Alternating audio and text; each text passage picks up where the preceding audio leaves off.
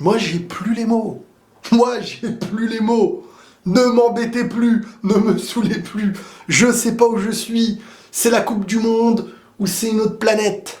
C'est l'univers 6 ou c'est l'univers 7. Où sommes-nous? Non les gars, je suis choqué. Je suis choqué de fou. Mais vous pouvez pas savoir. Les gars, je sais pas si vous vous rendez compte, le Maroc est en demi-finale de Coupe du Monde. Alors aujourd'hui, parce que voilà, l'histoire se grave de jour en jour. Mais aujourd'hui, Cristiano Ronaldo vient de terminer son histoire. Son histoire. C'était peut-être la dernière page de l'histoire Cristiano Ronaldo. Et de l'autre côté, le Maroc devient la première équipe de l'histoire à jouer une demi-finale de Coupe du Monde. Peut-être contre la France. Les mecs, c'est incroyable. Alors, je suis très heureux pour les frères marocains. Et tellement triste pour Cristiano. Là, il y a plusieurs sentiments. C'est la Coupe du Monde. Mais ce que le Maroc fait, en sortant d'un groupe contre la Croatie et la Belgique, en sortant l'Espagne, en sortant le Portugal, et il y a des gens qui viennent me dire de temps en temps, oh le groupe, oh tu sais la Belgique, oh tu sais l'Espagne, c'est que des passes, oh tu sais... Oh ils ne font que défendre. Oh ils vont gagner la Coupe du Monde. Même ils gagnent la Coupe du Monde, on va dire ils ne font que défendre.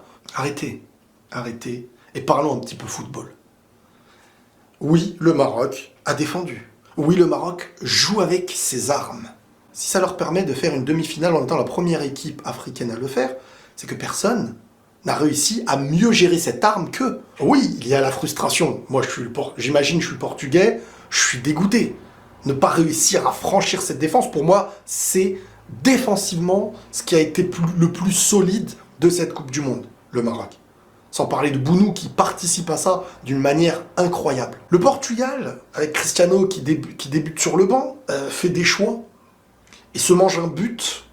En-Nesyri, joueur de Séville, qui fait un saut. Bon, lui, on le connaît, il est hyper athlétique, hein, ce gars. Déjà, contre le Maroc, contre l'Espagne, je veux dire, il y a 4 ans, contre l'Espagne, il avait été mesuré à je sais pas combien de détente. Aujourd'hui, il renouvelle ça. Alors, bon, le goal portugais sur la sortie, pour moi, fait une erreur. Ce goal portugais, je trouve qu'il n'a pas été très rassurant. On l'avait vu même le premier match, hein, contre le Ghana, je crois. Ouais, contre le Ghana, quand il a failli lâcher son ballon et tout, tu sentais que le gars... mais j'entendais beaucoup de choses sur lui.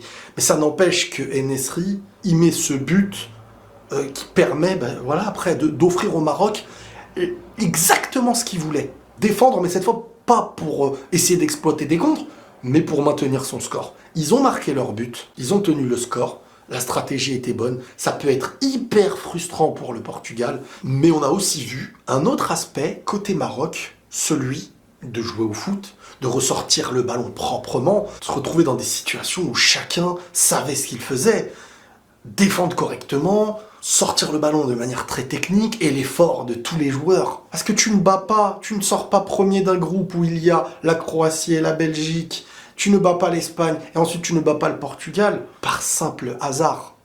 Si t'as pas une recette qui fonctionne, si tu n'as pas une tactique pour faire déjouer, parce que tout le monde face aux grands ne font que défendre, hein. Mais n'importe quelle plus petite équipe, elle fait que défendre. Mais sur l'histoire, c'est pas eux qui arrivent en demi, c'est pas eux qui arrivent en finale. Maintenant, le Maroc, je veux pas dire qu'il ne faut plus y croire. Parce qu'à chaque fois, on me posait la question, gagner la Coupe du Monde. Après, je disais, ouais, mais bon, là, ils sont en train de nous montrer. Attends, comment on peut dire à une équipe qui fait ce que je vous ai dit juste avant, qui bat l'Espagne, qui bat le Portugal, pourquoi sa recette ne fonctionnerait pas contre les autres? Est-ce que c'est l'année dernière où on voit le Real faire des scénarios de fou, et cette année où on voit le Maroc faire des scénarios de fou? Je veux dire, c'est peut-être, ça y est, le football, il est devenu fou.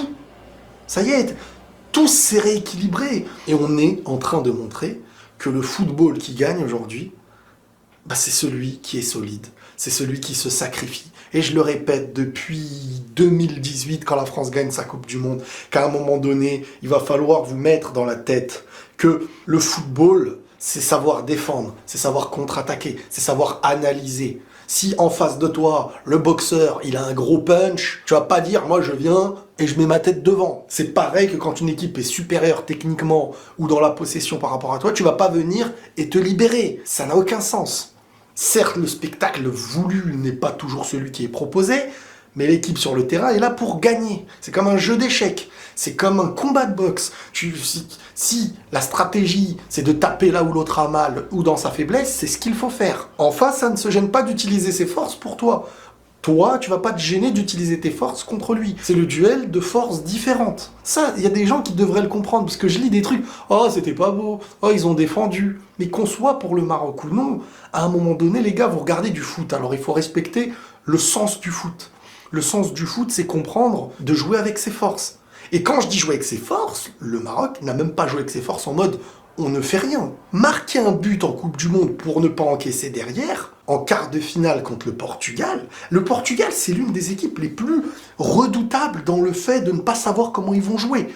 À défendre, à attaquer, ils sont hyper complets. Même si j'aurais aimé voir un peu plus des mecs comme Leao, voir un peu plus des mecs comme Vitinha, parce qu'au final, face à un Maroc, tu savais que le Maroc allait jouer quand même assez bas de base, et tu aurais pu peut-être mieux proposer. Mais voilà, le Maroc sait faire des jouets. Le Maroc a su faire des jouets. Et maintenant, il va falloir qu'on mette dans notre esprit, chose qui est peut-être un peu compliquée et on ne réalise pas encore, que oui, le Japon peut battre l'Allemagne. Le Japon peut battre l'Espagne. Le Maroc peut battre l'Espagne. Le Maroc peut battre la Belgique. Le Maroc peut battre la Croatie. Bon, on peut battre le Brésil, mais ça, c'est moins choquant en soi. Mais aujourd'hui, on est dans une nouvelle phase du foot. Le football, il a changé. On assiste à une Coupe du Monde de malades qui nous met devant les yeux des choses auxquelles on n'est pas habitué. On n'est pas habitué à voir ces choses-là. C'est choquant pour nous. Et chaque année, il va se passer des records, des choses inimaginables. Bravo au Maroc. Bravo aux Marocains. Parce que honnêtement, c'est dans l'histoire, mais c'est gravé maintenant, ça y est. Première équipe africaine à être en demi-finale de Coupe du Monde. Et je vous le dis les gars, quand vous êtes en demi-finale de Coupe du Monde, surtout avec le parcours du Maroc, moi je suis le coach, moi je suis les joueurs, j'y crois. Parce que celui qui n'y croit pas en étant en demi-finale n'a rien à faire sur un terrain de foot. N'a rien à faire dans une nation qui se bat en Coupe du Monde. Quand t'es en demi-finale et que t'as ce parcours-là derrière toi. C'est fou. Moi je suis choqué les gars, je pense qu'on y reviendra peut-être en live et tout, mais moi je suis choqué de ce que j'ai vu aujourd'hui. Ils sont en train de faire un truc de fou. Faut que je réalise, c'est choquant. Maintenant, Cristiano Ronaldo, les gars, qui finit dans la tristesse. Vraiment, Ronaldo qui commence sur le banc. Tout ce qui se passe là va lui faire très très mal, mais à la fois va lui faire du bien. Parce que ça y est, je pense qu'il se faisait du mal à ne plus admettre la réalité de l'âge, la réalité d'une fin de carrière. Ronaldo, c'est un mec qui s'est toujours battu pour être au devant de la scène, pour être vu, pour être accepté. Comme je vous dis, c'est lié à son histoire, à son passé, à son enfance. C'est sa personnalité qui est devenue celle-ci. Alors après, ça crée de l'arrogance, ça crée des choses qu'on aime, qu'on n'aime pas. Ça, je vous laisse le droit de juger. Mais c'est sûr que à un moment donné, il y a cette claque que tu te manges avec l'âge. On la voit avec des boxeurs, on la voit au tennis, on la voit dans le foot avec l'un des plus grands athlètes, voire le plus grand athlète. C'est normal. C'est normal, les images sont tristes. Maintenant voilà, un footballeur ne doit pas tout gagner. R9, l'un des meilleurs attaquants, si ce n'est le meilleur attaquant de l'histoire, n'aura jamais eu de Ligue des Champions.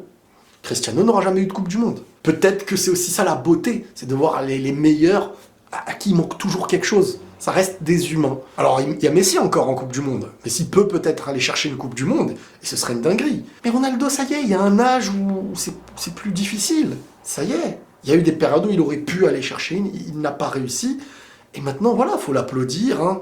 Quand vous voyez les images de Ronaldo en pleurs, bah dites-vous qu'il y en a, ils sont peut-être en train de bien fait, machin et tout. C'est là où je me dis que respecter des joueurs comme ça me fait plaisir, parce que quand je les vois tristes comme ça, je me dis pas, purée, je suis un petit chien quand même. c'est respect. Bravo et bravo Cristiano. Et voilà, ne pas gagner une Coupe du Monde dans ta vie ne fait pas de toi quelqu'un qui n'a pas marqué l'histoire, tout simplement. C'est ça la beauté du football, les amis.